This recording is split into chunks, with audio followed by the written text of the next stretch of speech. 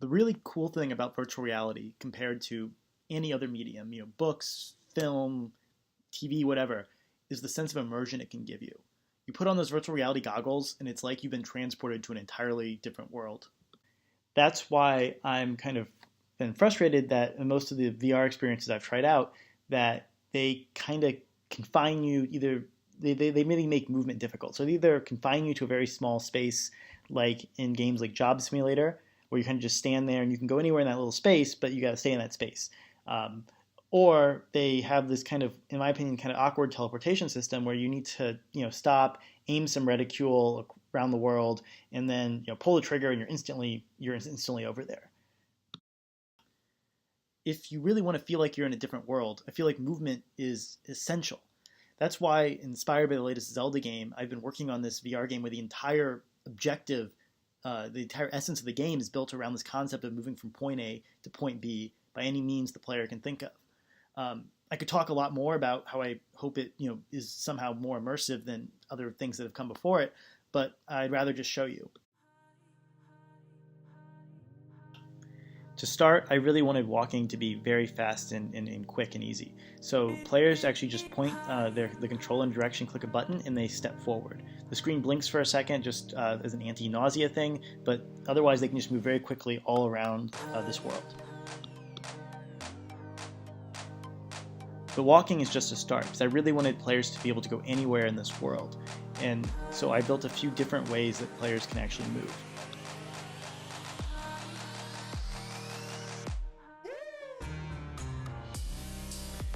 First, you can climb on any surface in the game. All you have to do is stick these hooks into a rock or wall, squeeze the trigger, and then pull yourself up.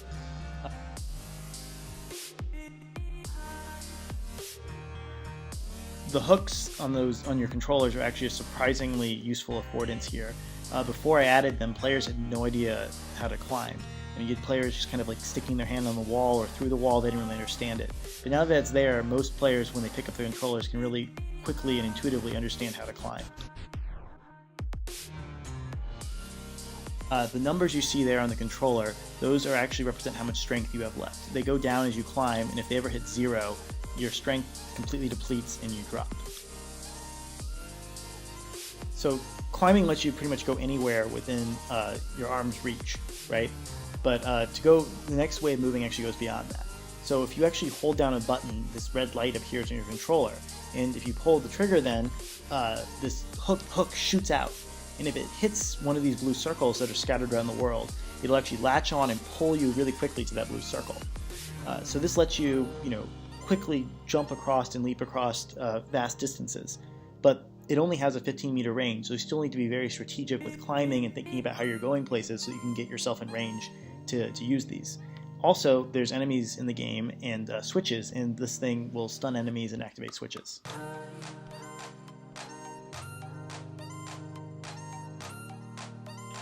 So with all of the climbing and the fact that you can see these islands like scattered around in the sky, you might be able to guess the third way of moving, which is a glider.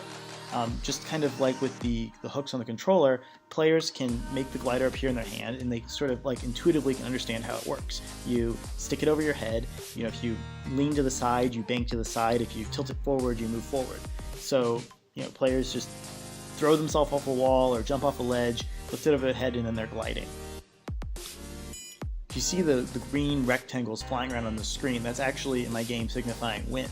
And so if you steer your glider into the wind, it'll either lift you up, or blow you to the side, or drop you down depending on the angle of the wind. So you can use that to gain extra elevation as you soar around.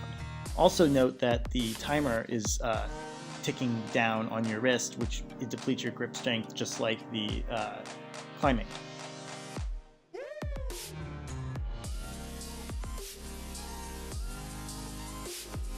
Yeah, so I guess I've actually kind of talked a lot about the ways you move in this game without really explaining what I think it's about. So I'm kind of thinking of it as like a traversal game. The goals are to go from point A to point B, but the kind of the magic is that there's no prescribed way to go from point A to point B. There's many, many, many different and interesting ways to go from point A to point B, and it's up for the player to figure one out on their own. So let's go back to something we saw a little bit of earlier, which is an area of the game called the tower. earlier in the game, players saw that there was something interesting at the top of the tower. So when they get there, they want to climb to the top, but they need to figure out how to climb it. The cool thing is that there really is no single prescribed path. There's just lots of interesting ledges and hookshot targets and moving, rotating platforms for players to climb and scamper on top of and jump between and figure out the way to the top. And so I've actually had 4 people play test this now, and every single one of them climbed to the top of the tower in a completely different way. And what was really astounding to me is that 3 of those 4 were ways I hadn't even thought of in all the time I was, building it or like testing it. So that's kind of like speaks to what like I'm hoping players can do in this world. Thanks for letting me share this with you. There's still so much I want to do, so many things I want to build here. I hope it's as fun to play as it's been fun to make. And if you have any thoughts, ideas, or you just want to try it out, let me know.